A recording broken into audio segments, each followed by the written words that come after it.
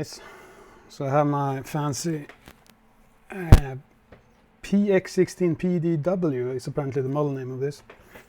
It's a Perun X16 in an 8-inch package. Also the muzzle device makes it a little bit longer. So it's a good example of showing how this stuff actually works. So it has a regular direct impingement system up to here. And then we have what kind of looks like a SCAR gas block or something. So this is the gas piston, and it has a recoil spring here and the guide rod and all that good stuff. Regular AR-15 bolt. It has its own cam pin and little cam path, and this goes inside of here, kind of like this.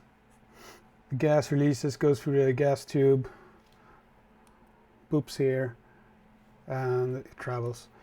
And since it doesn't really have an AR-15 system, you can have a folding stock on it. So this has the SCAR kind of SCAR stock system, and it folds obviously. I think you can change the direction you fold it in. So it's on the left hand side of it.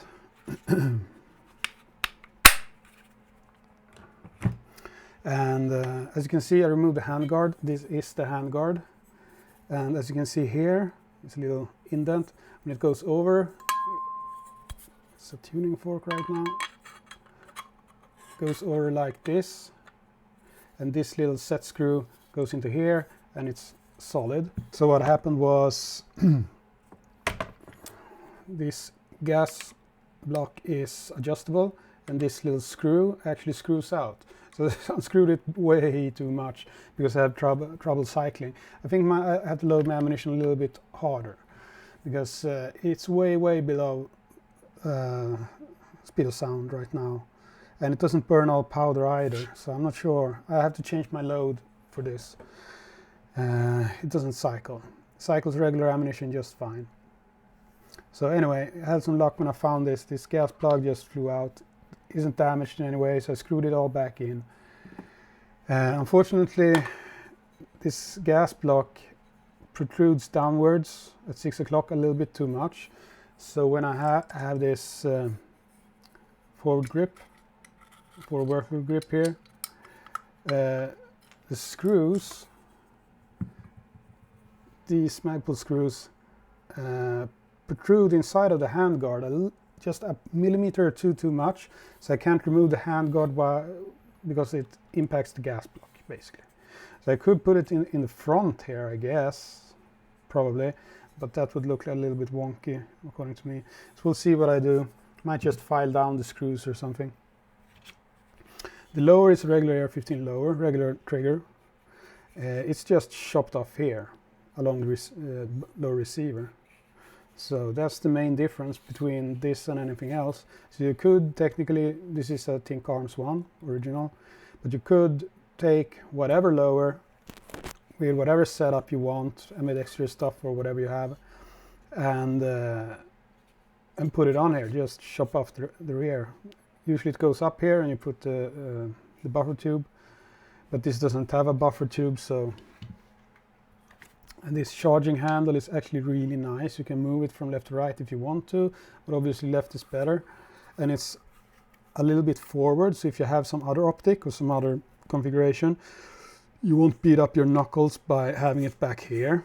So I saw, I think Heinel made an upper with a charging handle back here now on their new models, and you would mess up your knuckles with that, or you can angle this downwards. I think there's some new charging handle for the SCAR that has it angled downward a bit. If it was the SCAR, I don't remember. So there's a lot of different solutions for that, but this one has it up front like an HK. You don't, you can't lock it back like an HK, and this is non-reciprocating as well. So this is a really nice setup since it's regular AR barrels and all that good stuff. Regular threadings on everything. This top part contains the charging handle, and in the front I have a little bit of pick rail. Not sure on this model, this one is really short, but any other model will have a little bit longer handguard, then you can put your flashlights or lasers on top here and it wouldn't obstruct the light from, or the line of sight from your optics or whatever. It's a very nice setup. And the fit and finish is really nice as well.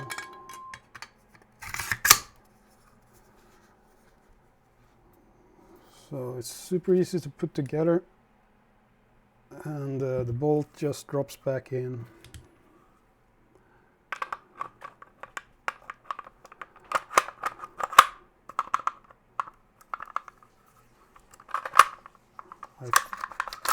There we go. And let's put stock in as well.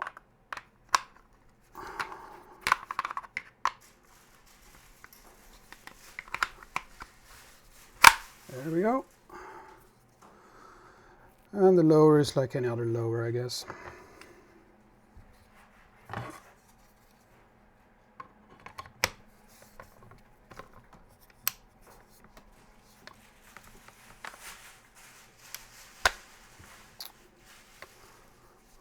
Tight. Use violence. So I haven't tightened down the screw here yet. I have to do that, of course. Usually you don't remove the handguard when you field strip it.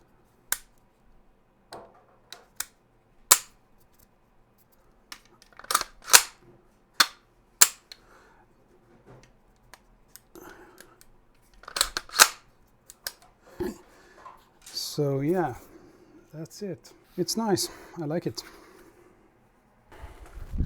Hi guys. So I'm gonna compare the Perun X16 versus a suppressed MP5. So we'll see how that goes. And today I'm not using my shitty hand loads.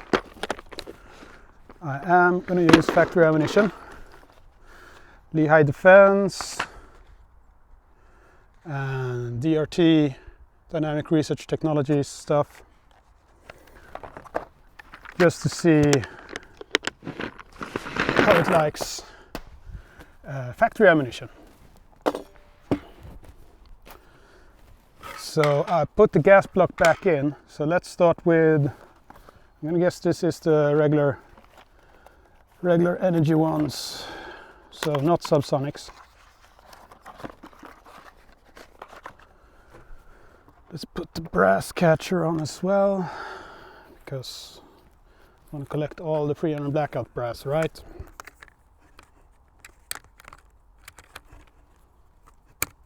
There we go.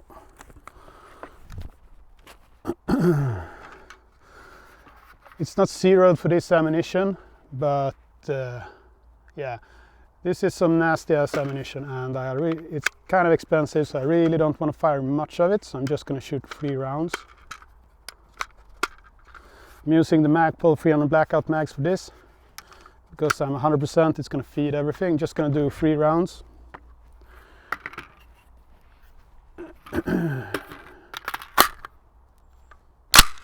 Well, it entered the magazine correctly. So what do I have? There we go. A little bit too bright. There we go. So what to aim at? I don't really have a good point of aim because I'm stupid.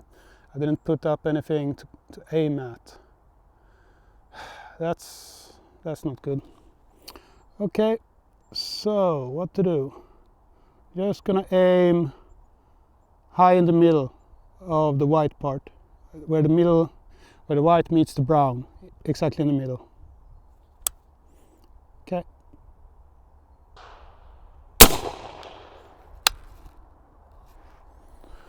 I don't think that fed correctly. Or did it? Let's see here. No, there's 2 rounds in the mag. That's the empty casing. So I think I basically just shut off the gas. Well, that sucks. So So I will have to screw it open a bit, I guess. Oh, there, all my bits are in bits and pieces. I'll put this on safe and put the flag in.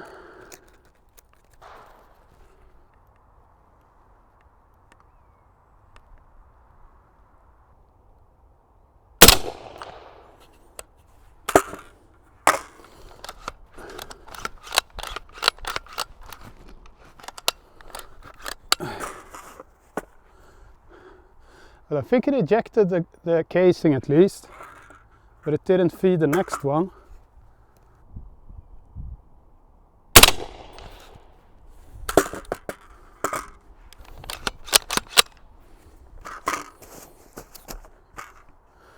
Oh, fuck my life. What's this then? Doesn't say.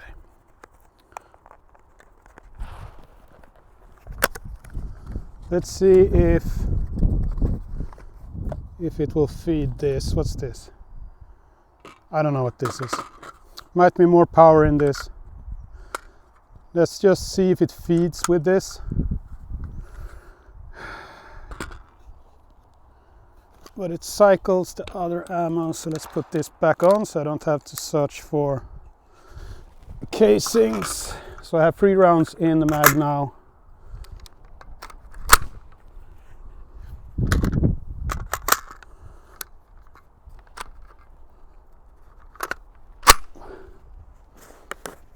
Okay.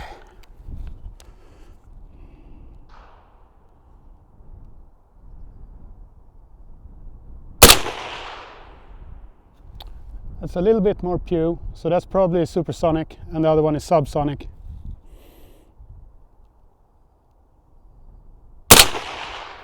Yeah, and now it's the subsonic.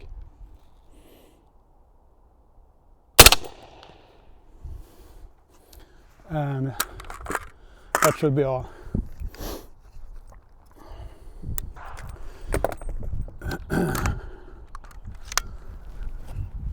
Okay, so it's having issues cycling subsonics. So, but supersonics is not an issue at all. And this is a regular suppressor, so it's going to raise the back pressure as well. So I guess I'm going to have to contact the manufacturer about anything I can do to get it to cycle subsonics properly. So that's sad. But let's just compare this to, I guess, what would be the competitor to a 300 blackout, a regular ass MP5. Where did I put? Oh, I'm blind. It's here. Okay. So this ammo obviously has a lot less stopping power. This is 124 grain FMC 9B Magtech.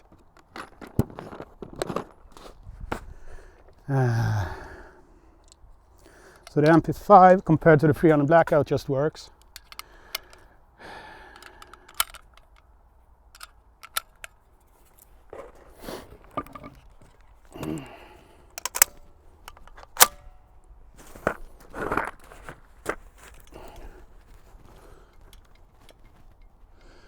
I'm gonna aim at the same spot.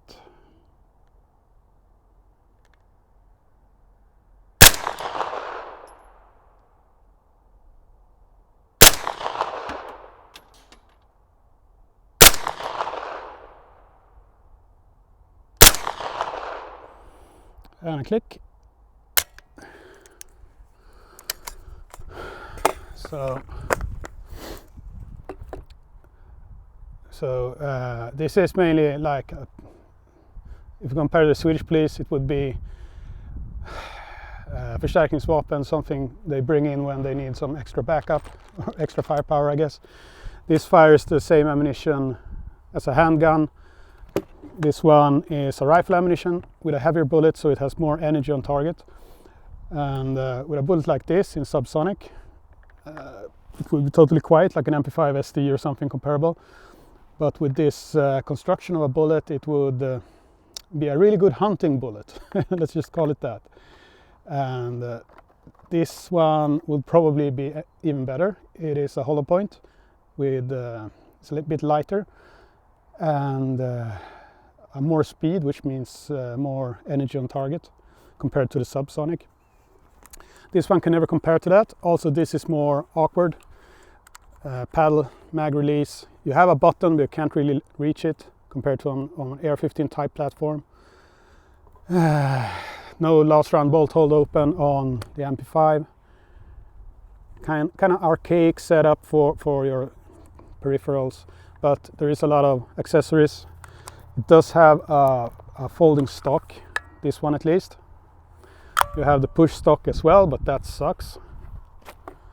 This one, since it isn't an AR-15, has a folder. So compared to an AR-15, this is better. Just get it to cycle subs if you need it. But for most scenarios, you would not use a subsonic because it's basically a handicap.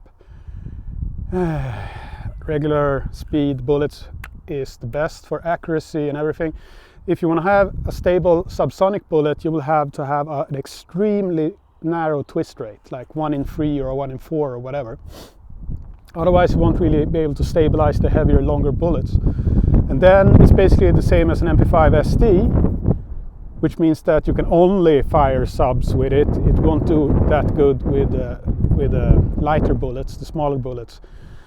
And also, you will, with a tight twist rate like that, you can only fire solid bullets because a jacketed bullet will explode outside of the barrel because of the narrow twist rate. So yeah, there's a lot going on in this, but this is the modern solution with more energy on target and more ergonomics compared to an MP5. But this one was in Die Hard, maybe not this setup, but you know what I mean. So this wins on the cool factor. This is cool, but it wins on the actual usage scenario and practical factor. Okay. I guess let's see if I can interpret the target, and then I'm pretty much done with this until I get the Perun to fire subs at least. Or I just have to start loading regular speed bullets. We'll see. Okay. So, since I'm done for the day and there's no other shooters, it's the Easter weekend, I need to turn this to red.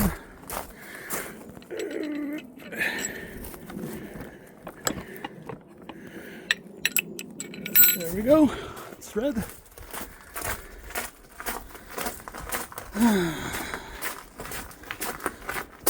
Let's see if I actually hit anything. It's not zeroed. I'm hoping to be able to see some kind of groupings, subsonics, or by nature all over the place. Very short range stuff.